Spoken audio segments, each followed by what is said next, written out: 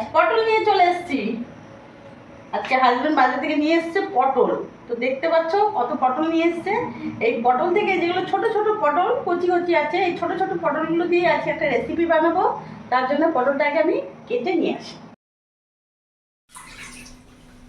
পটলটা কেটে ধুয়ে নিয়ে চলে এসেছি। এবার আমি এখানে গ্যাস ধরিয়ে নেবো। তখন কড়াইটা গরম হোক। কড়াই গরম হয়ে গেছে, এখানে আমি রিফাইন অয়েল দিয়ে দেবো।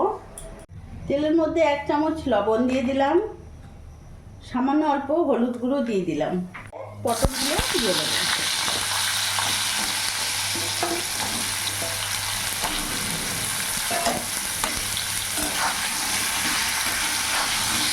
পটলগুলো একটু হালকা লাল লাল করে ভেজে নেবো, খুব ডিপ ফ্রাই করবো না, হালকা ফ্রাই করবো।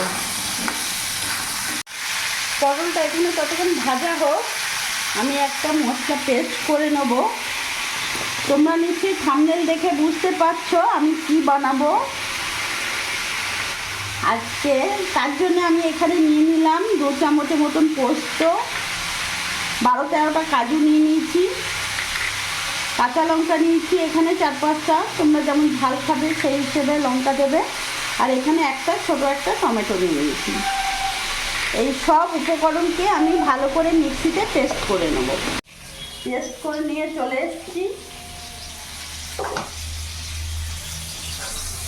এবার এখানে পটলগুলো ভাজা হয়ে গেছে, আমি নামিয়ে ফেলবো।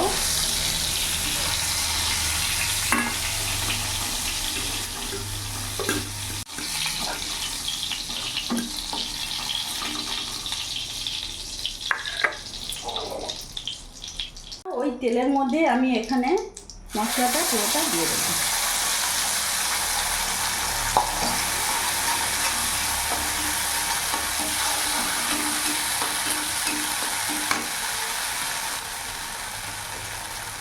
এর মধ্যে লবণ দিয়ে দেবো 1 চামচের মতো,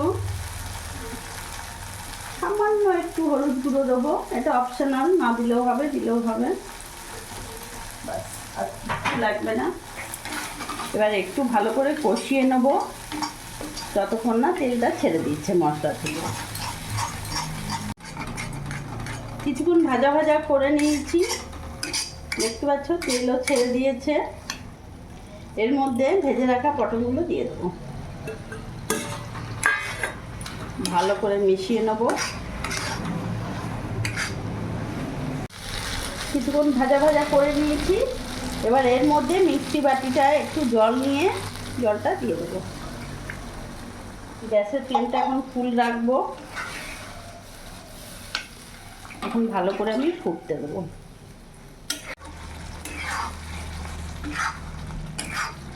কিছুক্ষণ ফুটিয়ে নিয়েছি। এবার এর মধ্যে আমি সামান্য একটু চিনি দিয়ে দেবো, তাতে স্বাদের ব্যালেন্সটা ঠিক থাকে, স্বাদটাও লাগে ভালো। দেখতে পাচ্ছ ওপর থেকে তেলও ভেসে গেছে।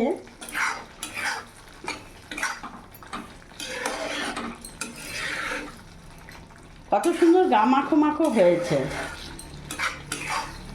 এইরকমই নামাবো। পটল পোস্ত একেবারে রেডি। গ্যাস অফ করে দিলাম, এবার নামিয়ে ফেলবো।